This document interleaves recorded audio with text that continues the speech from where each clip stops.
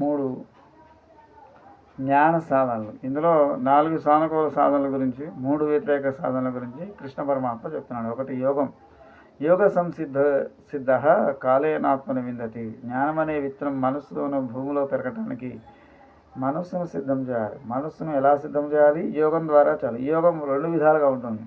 కర్మయోగము, ఉపాసనా యోగం. 2 శ్రద్ధ.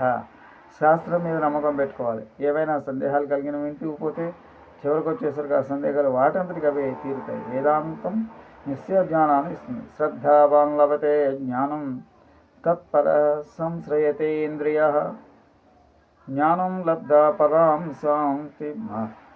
శాంతి మచి వేదాది విగచ్చతి. 4వ అధ్యాయం 39వ శ్లోకం. 3 తపన. తత్పర అన్నాడు కృష్ణ పరమాత్మ. తపన ఉన్న విద్యార్థికి జ్ఞానం కలుగుతుంది. కొంతమంది గీతా క్లాసులకి వెళ్ళటానికి సిగ్గుపడతారు. ఈ ముసలి వయసులో వీళ్ళు నేర్చుకుంటున్నారేమిటని ఎవరైనా అవుతారేమో బెరుకు. అలాంటి పట్టించుకొని తపన ఉండాలి. తపన లేకపోతే ఆశించిన ఫలితం రాదు. జ్ఞానం పొందలేదు. ఇంద్రియ నిగ్రహం.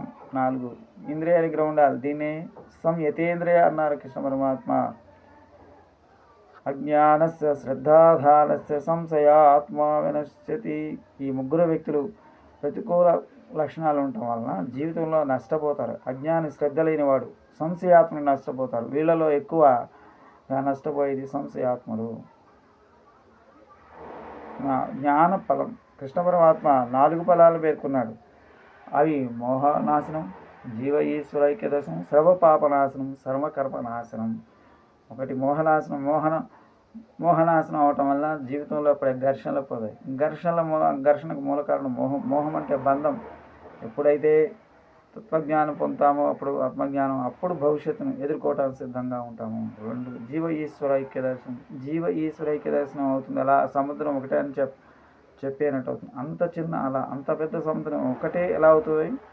అలల్లో ఉన్నది నీరే, సముద్రంలో నీరే. అలాగే స్వరూప దృష్ట్యా నేను భగవంతుడు ఒకటే, ఇద్దరిలోకే చైతన్య స్వరూపం అని చెప్పడం. 2 3 సర్వపాప నాశనం.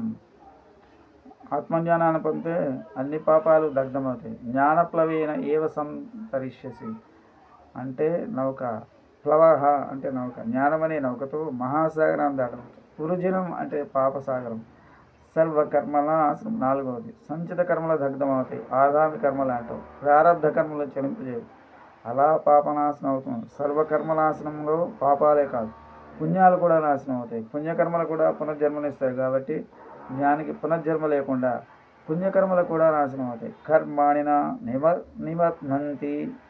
నిబద్ధంతి. శ్రవణ మనన నిధ్యాసనం వలన చేసిన వ్యక్తి కర్మలు బంధించలేవు. కర్మయోగం జ్ఞానయోగ్యత ప్రాప్తికి. జ్ఞానయోగం జ్ఞానం పొందడానికి కావాలి. కృష్ణ పరమాత్మ బోధ సారాంశ కర్మయోగంగా పాటించు, చిత్తశుద్ధి పొందు. జ్ఞానయోగం పాటించు, జ్ఞానం పొందు, విముక్తి పొందు. శ్రేయకాంతాయ కళ్యాణ ధేన దేయద్నం శ్రీ వెంకట నివాసాయ శ్రీనివాసాయ మంగళం. మంగళం శాసన పరమదాచార్య పునఃసర్వైస్య పూర్వైరాచార్య సత్కృపాయ అస్తు మంగళం. శ్రీమతే రమజామాతృమనీంద్రాయ మహాత్మనే శ్రీరంగవాసనాయ భూయాత్ నిత్యశ్రీ నిత్యమంగళం. ఓం అస్మద్గురుభ్యో నమః. స్వస్తి. జై శ్రీరామ్. ఈ వీడియో మీకు నచ్చినట్లయితే 10 మందికి షేర్ చేయండి, సబ్స్క్రైబ్ చేయండి. స్వస్తి. జై శ్రీరామ్. శుభం భూయాత్.